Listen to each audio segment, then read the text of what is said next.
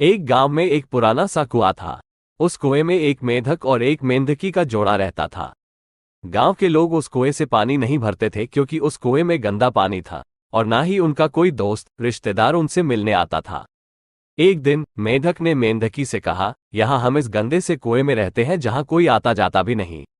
हम कब तक यहाँ रहेंगे? चल यहाँ से बाहर चलते हैं। मेंढकी अपनी जिंदगी से खुश थी और कहीं और जाने के बिल्कुल हक में नहीं थी। मेंढकी ने मेंढक से कहा, अरे बाहर जाकर क्या करोगी? जब तक ये पानी सूख नहीं जाता इसी में रहते हैं, बाद में देखा जाएगा। लेकिन मेंढक उस कुएं से बाहर निकलना चाहता था। वो बोला, सुन मेंढकी, मैं बाहर जा रहा हूं। अगर सब कुछ ठीक रहा तो मैं तुझे बुला लूंगा। मेंढकी ने बेमन हाँ कहा। वह आगे बोली, कोई परेशानी आ जाए तो मुझे बुलाना, मैं तुम्हारी मदद करने आ जाऊंगी। मेंढक बड़ी मुश्किल से दीवार पर चढ़ते चढ़ते कुएं से बाहर निकल गया। बाहर आकर उसने देखा कि जमीन तो बहुत बड़ी है और उससे भी बड़ा आसमान है। हमें तो कुएं से छोटा सा आसमान दिखाई देता था। वो फुदकता हुआ किसी तालाब की खोज में चल दिया जहां वह रह सके। कुछ दूर जाने पर उसे एक तालाब मिला। उस तालाब में पहले से मछलियां रह रही थी। मेंढक ने उनसे वहां रहने के लिए आग्रह किया। वो बोला, मैं और मेरी पत्नी एक छोटे से गंदे कुएं में रहते हैं। हमारी जिंदगी तो बस उस कुएं के अंदर तक की ही रह गई है। वहां से बाहर निकलकर मुझे पता लगा कि कुएं के बाहर की जिंदगी कितनी बड़ी और अच्छी है। क्या आप हम दोनों को यहां रहने की इजाजत दे सकते हैं? ये सुनकर मछली ने उसे वहां रहने की इजाजत दे दी। 2 दिन तक मेंढक पानी में आराम से रहता रहा और चुपचाप तैरता रहा। अब वह कूदकर बाहर आ गया और अपने कुएं पर जाकर मेंढकी को सारा किस्सा सुनाया और तालाब चलने को कहा। मेंढकी ने उससे पूछा, क्या वो तालाब में अपने मन चाहे तरीके से उछल कूद कर पाया? इस पर मेंढक बोला, उछल कूद तो नहीं कर पाया, पर वहां के साफ पानी और खुले आसमान में नीचे रहने का अलग ही मजा है। साथ ही वहां मछलियों से दोस्ती भी हो जाएगी। मेंढकी बोली, ऐसे जिंदगी का क्या फायदा जहां उछल कूद ना हो सके और बाकी जीवों के साथ जगह शेयर करनी पड़े। हम तो इस कुएं में ही खुश हैं। मेंढक चिढ़कर बोला, हम सारी जिंदगी कुएं के मेंढक ही बनकर रह जाएंगे और हमारी आने वाली पुश्तें कभी कुएं के बाहर की दुनिया देख ही नहीं पाएंगी। इस कहानी से हमें ये शिक्षा मिलती है कि अगर हम अपने कंफर्ट जोन से बाहर नहीं निकलेंगे तो हम बाहरी दुनिया से कभी भी संभावित विकास हासिल नहीं कर पाएंगे। एक बार एक कौवा पेड़ पर बैठकर आराम कर रहा था। उसी पेड़ के नीचे एक खरगोश रहता था जो दिन रात मेहनत करता। साथ ही उसे हमेशा किसी ना किसी शिकारी से हमले का डर लगा रहता था और मौत का खतरा हर वक्त उसके ऊपर मंडराता रहता था।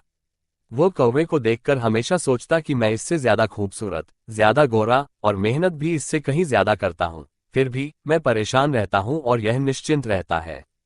एक दिन उसने कौवे से पूछा, कौवे भाई, तुम सारा दिन पेड़ पर बैठकर आराम करते हो, तुम्हें किसी शिकारी का भी ज्यादा डर नहीं होता और ना ही तुम अपने भविष्य को लेकर ज्यादा चिंतित दिखते हो।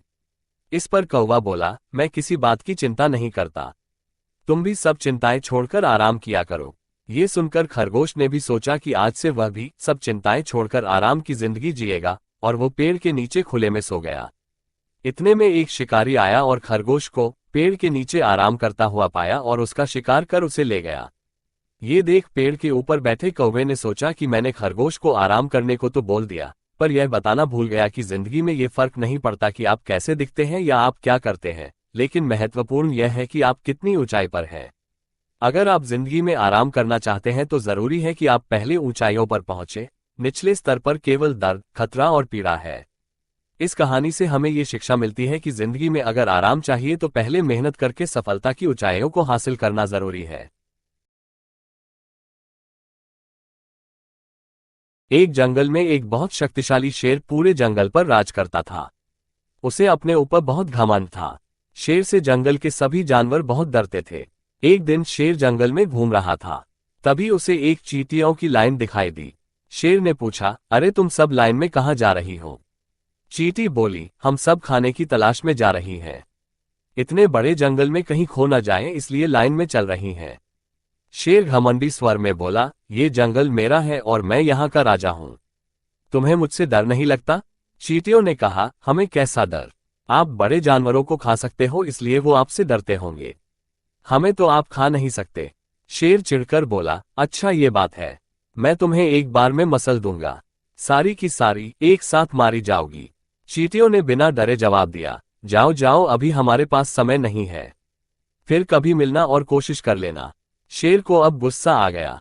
वो गुस्से में बोला, रुको जरा, मैं अभी बताता हूँ। ये कहकर उसने उनके ऊपर पैर रखने की कोशिश की, लेकिन वे सारी एक तने की जड़ में घुस गई, जहां तक शेर का पंजा पहुंच नहीं पाया। चींटियों का कुछ ना बिगाड़ पाने के कारण शेर बहुत गुस्से में था। तभी उसके पास एक चीता आया। चीते ने पूछा, क्या बात है महाराज, आप बहुत परेशान नजर आ रहे हैं। शेर ने चीते को पूरा किस्सा सुनाया। चीता बोला, बस महाराज, इतनी सी बात? इन चींटियों को सबक सिखाने का उपाय मैं आपको बता दूंगा, लेकिन ये चींटियों वाली बात आप किसी को मत बताना, नहीं तो जंगल के बाकी जानवर आपसे डरना बंद कर देंगे। इससे आपका नुकसान तो होगा ही, साथ ही मेरा भी नुकसान हो जाएगा, क्योंकि आपका बचा हुआ भोजन मुझे मिलना बंद हो जाएगा। शेर ने चीते को उपाय बताने को कहा। चीता बोला, पास ही एक पेड़ पर मधुमक्खी का छत्ता है, मैं वहां से थोड़ा सा शहद ले आता हूं। उसके बाद उस शहद को एक पत्ते पर रखकर मैदान में रख देंगे। जब मैदान में चींटियां उसे खाने आएंगी तो आप पैर से उन्हें मसल देना। शेर ने पूछा, लेकिन इतनी ऊपर से शहद उतरेगा कैसे? चीते ने जवाब दिया, महाराज, मैं शहद की मक्खी से शहद मांग लूंगा। शेर बोला, ठीक है, कल सुबह शहद लेकर मैदान में पहुंच जाना। चीता शहद की मक्खी के पास गया और बोला, थोड़ा सा शहद दे दो। हमारे महाराज शेर की तबीयत ठीक नहीं है, वो शहद खाएंगे। अगर तुमने शहद नहीं दिया तो महाराज तुम्हारे छत्ते को तोड़ देंगे। उसने डर कर चीते को शहद दे दिया। शहद की मक्खी ने बाकी जानवरों को भी महाराज के बीमार होने की बात बताई। ये खबर चींटियों तक भी पहुंच गई। चींटियां समझ गईं कि शेर ने उन्हें फंसाने के लिए शहद इकट्ठा किया है। उन्होंने फैसला किया, आज कोई भी चींटी अपने बिल से बाहर नहीं निकलेगी। केवल 4 चींटियां जाकर उस शेर से मुकाबला करेगी। इधर शेर और चीता शहद को एक पत्ते पर रखकर चींटियों के आने का इंतजार करने लगे। 4 चींटियां धीरे धीरे शेर और चीते की ओर बढ़ने लगीं। 2-2 चींटियां चुपचाप शेर और चीते के ऊपर चढ़ गईं और उनके कान के अंदर जाकर काट लिया। शेर और चीते के कान में खुजली होने लगी और दोनों कान खुजाने लगे। इसी बीच उनका ध्यान पत्ते से हट गया और चारों चींटियां उस पत्ते को उठाकर मैदान से दूर पेड़ की जड़ में अपने बिल पर ले आए। शेर और चीता दोनों बहुत देर तक कान खुजाते रहे। जब उन्हें थोड़ा सा ध्यान आया तो उन्होंने पाया कि न वहां पत्ता है न शहद। ये देखकर शेर समझ गया कि चींटियों से जीतना उसके बस की बात नहीं।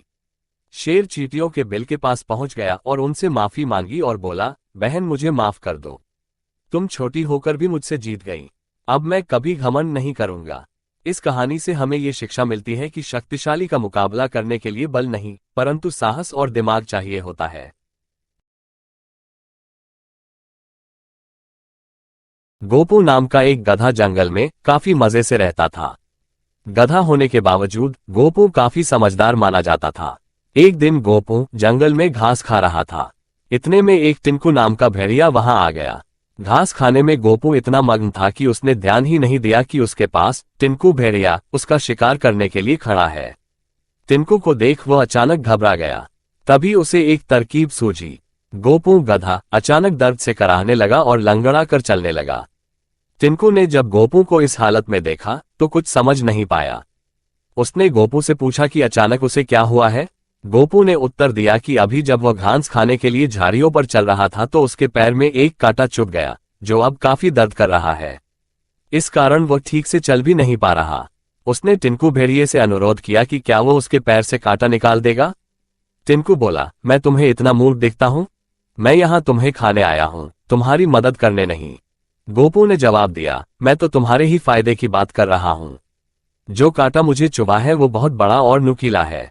जब तुम मुझे खाओगे तो ये तुम्हारे गले में फंस सकता है, जिससे तुम्हें हानि हो सकती है। आगे जैसी तुम्हारी मर्जी। गोपू की बात सुन टिंकू भेड़िए ने सोचा, बात तो सही है। अगर यह कांटा मेरे गले में फंस गया तो मेरी जान भी जा सकती है। बेहतर यही होगा कि मैं पहले इसके पैर से कांटा निकाल दूं, फिर इसका स्वादिष्ट भोजन करूंगा। वह जैसे ही गोपू के पास कांटा निकालने उसके पैरों के करीब आया, गोपू ने अपनी पूरी ताकत से उसे लात मारी और तेजी से वहां से भाग गया। टिंकू भेड़िया समझ गया कि गोपू ने कांटे का नाटक कर उसे बेवकूफ बना दिया और वह अपनी मूर्खता पर काफी शर्मिंदा हुआ। इस कहानी से हमें ये शिक्षा मिलती है कि मुसीबत में धैर्य से काम लेने से हर मुसीबत का हल निकाला जा सकता है। एक बाज एक पेड़ की डाली पर अपना घोंसला बनाकर अपने बच्चों के साथ रहता था। उसी पेड़ की खोह में एक लोमड़ी भी अपने बच्चों के साथ रहती थी। एक दिन जब लोमड़ी अपनी खोह से खाने की तलाश में बाहर निकली तो बाज लोमड़ी की खोह में घुस गया। बाज के बच्चे भूखे थे और अपने बच्चों को खिलाने के लिए वो लोमड़ी के बच्चों को उठाकर ले गया।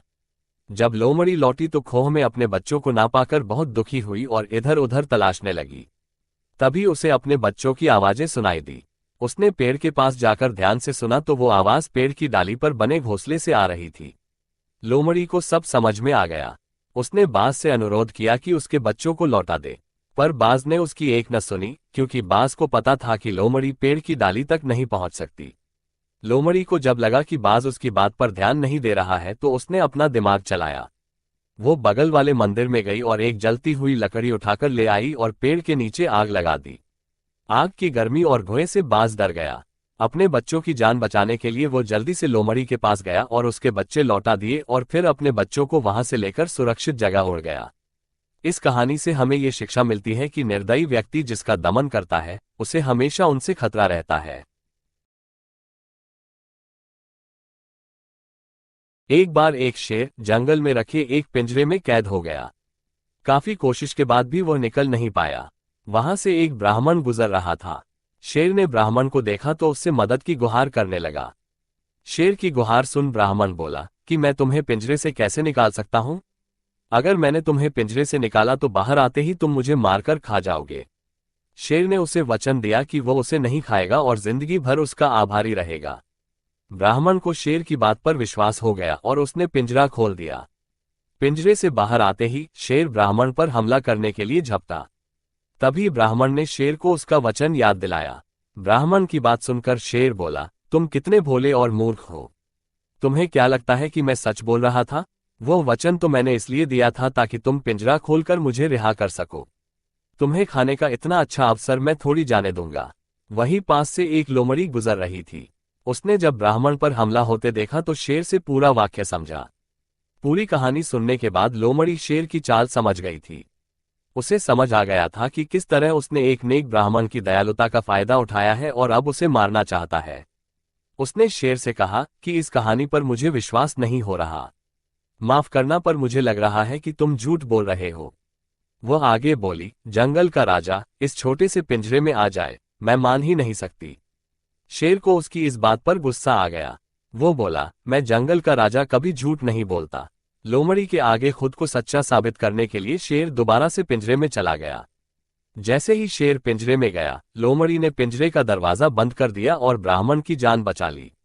इस कहानी से हमें ये शिक्षा मिलती है कि अक्ल का इस्तेमाल करके कठिन से कठिन समस्या का भी हल निकाला जा सकता है। एक बार जग्गी नामक एक चतुर नाय गांव में रहता था। अपने काम के लिए वो रोज जंगल के रास्ते शहर को जाता था। दिन भर वो शहर में काम करता और शाम को घर लौट जाता। क्योंकि रास्ते में जंगल काफी घना था और उसमें कई प्रकार के खतरनाक जानवर रहते थे, अतः जग्गी की कोशिश रहती थी कि वह रात होने से पहले जंगल पार कर घर को लौट जाए। एक दिन जग्गी अपने काम में इतना व्यस्त हो गया कि दुकान से निकलने में उसे काफी देर हो गई। रात काफी हो चुकी थी और हर तरफ घना अंधेरा छाया हुआ था। परंतु क्योंकि उसकी बीवी और छोटा बच्चा घर पर ही थे, इसलिए वो शहर में नहीं रुक सकता था और उसका घर वापस जाना अनिवार्य था। जब वो जंगल से गुजर रहा था तब अचानक उसके सामने एक शेर आकर खड़ा हो गया। शेर को देख जग्गी एकदम घबरा गया, परंतु उसने हिम्मत नहीं हारी। तभी उसे एक तरकीब सूझी। जग्गी ने हिम्मत दिखाते हुए शेर से कहा, मैं तुम्हारी ही तलाश कर रहा था। अच्छा हुआ तुम खुद ही मुझे मिल गए। ये सुन शेर अचानक चौंक गया। उसने जग्गी से पूरी बात बताने को कहा। जग्गी ने शेर से कहा कि उसने अपने दोस्त से शर्त लगाई थी कि वो 2 शेर पकड़कर उसे अपनी ताकत का प्रमाण देगा। वो आगे बोला कि एक शेर मैंने कल ही पकड़ लिया था, आज तुम्हें पकड़कर मेरी शर्त पूरी हो जाएगी। शेर ने जग्गी की इस बात को मानने से मना कर दिया और बोला कि यह नामुमकिन है कि तुमने कोई शेर पकड़ा है। शेर ने कहा कि तुम जैसा कमजोर आदमी भला कोई शेर कैसे पकड़ सकता है। शेर की बात सुन जग्गी बोला, तुम मेरे शरीर पे मत जाओ। मैं भले दिखता कमजोर हूं मगर मेरे अंदर बहुत ताकत है। अगर तुम्हें विश्वास नहीं होता तो मैं तुम्हें अभी वो शेर दिखा सकता हूं जो मैंने कल पकड़ा है। शेर ने जग्गी को वो शेर दिखाने को कहा। ये सुन जग्गी ने अपने झोले से एक आईना निकाला और बोला, ये देखो वह शेर जो मैंने कल पकड़ा है। ऐसा कहकर जग्गी ने वह आईना शेर को दिखाया। आईने में अपना ही मुख देखकर शेर घबरा गया। जग्गी की बात को सच मान शेर अपनी जान बचाने हेतु वहां से भाग खड़ा हुआ। इस तरह चतुर जग्गी ने अपनी जान बचा ली। इस कहानी से हमें ये शिक्षा मिलती है कि बुरे वक्त में हिम्मत नहीं हारनी चाहिए। चतुराई व साहस से कठिन परिस्थितियों से डटकर मुकाबला करने से जीत निश्चित होती है।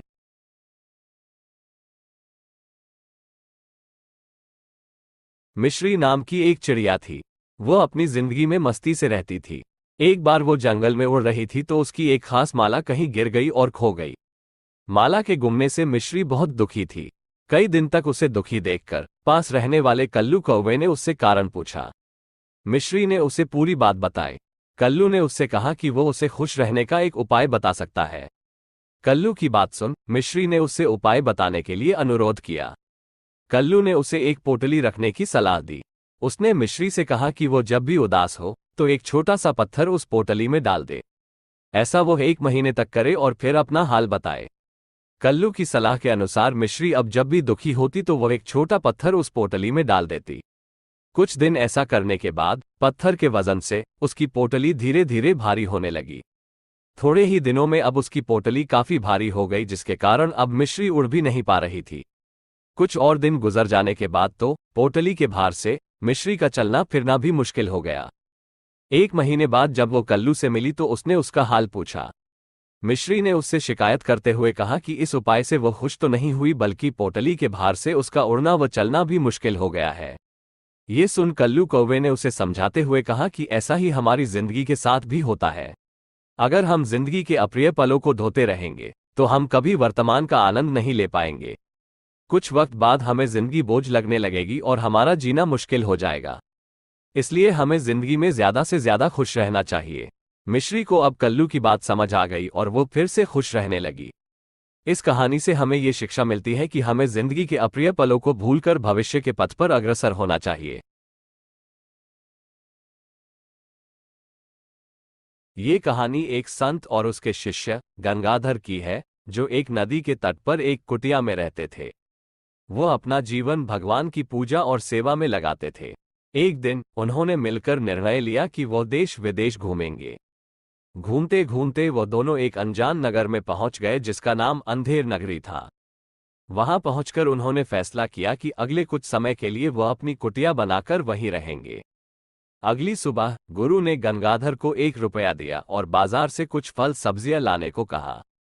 गंगाधर जब बाजार पहुंचा तो देखकर हैरान रह गया कि वहां सब कुछ जैसे सब्जियां, दूध, दही, मिठाई और यहां तक कि सब मेवे जैसे काजू, बादाम, किशमिश आदि का दाम एक ही था और सब के सब 1 ही रुपये प्रति किलो में बिक रहे थे। उसने मन ही मन सोचा कि सब्जी और रोटी तो हम रोज ही खाते हैं, क्यों न आज कुछ काजू ले जाऊं। मैं और गुरुजी आज काजू से ही पेट भरेंगे। ये सोचकर वह खुशी खुशी 1 किलो काजू खरीदकर अपनी कुटिया में लौटा और गुरुजी के साथ अपने अनुभव का वर्णन किया। गंगाधर की यह बात सुन गुरुजी को उस स्थान की चिंता होने लगी। वो बोले, अंधेर नगरी चौपट राजा, टके शेर भाजी टके शेर खाजा। मालूम पड़ता है यहाँ का राजा अत्यंत क्रूर और मूर्ख है और इसलिए इस नगर को अंधेर नगरी कहा गया है। उन्होंने उसे शीघ्रता से उस स्थान को छोड़ने की सलाह दी, परंतु गंगाधर कुछ दिन और वहां रहना चाहता था और पेट भरकर खाना चाहता था। अतः उसने गुरुजी से अनुमति मांगी कि अगर उन्हें कोई ऐतराज न हो तो वह कुछ दिन और वहां रुकना चाहता है। गुरुजी ने उसकी बातों पर हंसते हुए सहमति दे दी। वह आगे बोले कि वह जब तक चाहे तब तक वहां रुक सकता है, परंतु उसे बहुत सावधान रहना होगा। ये कहकर गुरुजी वहां से चले गए। अब गंगाधर रोज सुबह नगर में भिक्षा मांगने निकलता। भिक्षा में मिले पैसों से वह बाजार जाता और रोज खाने की नई नई चीजें खरीद कर लाता। उसने खाने पीने से अपना वजन काफी बढ़ा लिया था। एक दिन की बात है, कुछ मजदूर एक दीवार बना रहे थे। दीवार आधी ही बनी थी कि उन्हें कुछ काम से तुरंत वहां से जाना पड़ा। तभी एक युवक वहां आया और उस दीवार का सहारा लेकर बैठ गया। जैसे ही वह बैठा, दीवार उस पर गिर गई और उसकी मृत्यु हो गई। ये बात राजा तक पहुंची। उसने तुरंत मजदूर को बुलाया और पूछा, तुमने इतनी कमजोर दीवार क्यों बनाई कि जिसके गिरते ही युवक की मृत्यु हो गई। वह आगे बोला कि मेरे राज्य में प्राण का बदला प्राण है, इसलिए तुम्हें फांसी की सजा सुनाई जाती है। ये सुन मजदूर बोला, महाराज मेरी कोई गलती नहीं है। गलती तो उस मजदूर की है जिसने मसाला बनाया। मजदूर की बात सुनकर राजा ने उसे माफ कर दिया और मसाला बनाने वाले मजदूर को फांसी सुनाई। मसाला बनाने वाला बोला, महाराज गलती मेरी भी नहीं है, गलती तो उस सीमेंट बनाने वाले की है जिसने हमें कच्चा सीमेंट बेचा। मजदूरों की बातें सुन राजा ने यह निर्णय किया कि फांसी का असली हकदार सीमेंट बनाने वाला व्यापारी है, अतः फांसी उसे होनी चाहिए। राजा के आदेशानुसार फांसी वाला दिन आया।